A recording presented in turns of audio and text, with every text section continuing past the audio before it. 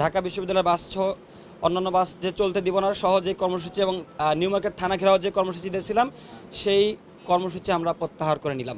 7 college বিশ্ববিদ্যালয়ের রূপান্তর issue সহ বিভিন্ন ইস্যু নিয়ে শিক্ষার্থীদের গতকালকে সকালবেলা একটা সংবাদ সম্মেলন হয়েছিল এবং সেখানে আমাদের 6 দফা দাবি উপস্থাপন করা হয়েছিল।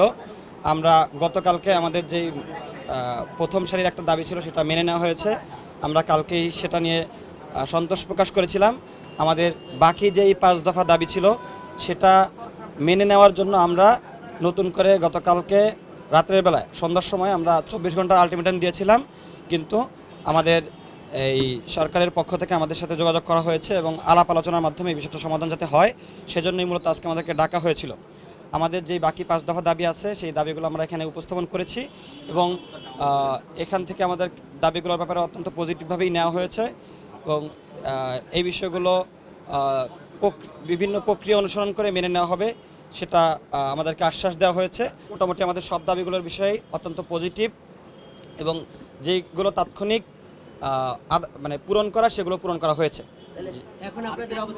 এখন আমরা হচ্ছে যে বলেছিলাম যে 24 ঘন্টা পরে আমরা 7 কলেজের সামনে থেকে ঢাকা বিশ্ববিদ্যালয়ের বাস সহ অন্যান্য বাস যে চলতে দিব না সহ যে কর্মসূচি এবং নিউ মার্কেট থানা ঘেরাও যে কর্মসূচি দিয়েছিলাম সেই কর্মসূচি আমরা প্রত্যাহার করে নিলাম।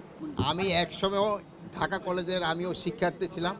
তা আজকে আমার 2 ছোট ভাইয়ের সাথে আমার আবার এই ঢাকা কলেজের পুরানো দিনের অনেক স্মৃতি নিয়ে আলাপ হলো এবং তাদের যে যে কতগুলি দাবি ছিল এবং সমস্যা ছিল এগুলি নিয়ে আমাদের পুঙ্খানুপুঙ্খানু আলাপ হয়েছে এবং আমার ছোট ভাই যেটা বললেন এগুলি উনি যেটা বলছে এটা সবই ঠিক এবং এইভাবে আমরা এগুলি ব্যবস্থা নিব। রাকিবের উপর যে হামলাটা হয়েছে সেটি ন্যাক্কারজনক একটি ঘটনা, এটা আমরা এবং বাকিদের উপর এটা আমরা কখনোই মেনে নিইনি এবং আমাদের ব্যাপারে খুব স্ট্যান্ড ছিল যে এই রাকিবের সাথে যেটি ঘটেছে সে ব্যাপারে প্রশাসনের পুরোপুরি দায়ী। এটা ইন্টেনশনালি হোক অথবা আনইনটেনশনালি হোক, যেভাবেই হোক রাকিবের উপর যেটা হামলা হয়েছে এটা খুবই ন্যাক্কারজনক এবং আমাদের কাছে খুবই অনেক এবং অপ্রত্যাশিত। তো সে কারণে আমরা বলেছিলাম যে এদের ব্যাপারে বিশেষ করে এখানে নিউ মার্কেট থানার ওসি এবং এসির নাম কিন্তু এই দাবিতে সংযুক্ত করা হয়েছিল।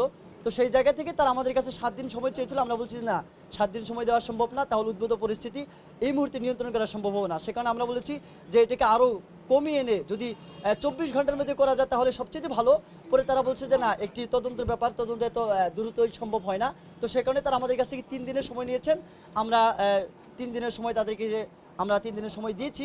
আশা করি এই 3 দিনের মধ্যে থেকে রাকিবের ব্যাপারে যে হামলাটা হয়েছে সেই হামলার সুষ্ঠু তদন্ত করে একটা সুষ্ঠু বিচার হবে সেই প্রত্যাশা আমরা কর্তৃপক্ষের কাছ থেকে চাচ্ছি। আশা করি সেটি সম্ভব হবে।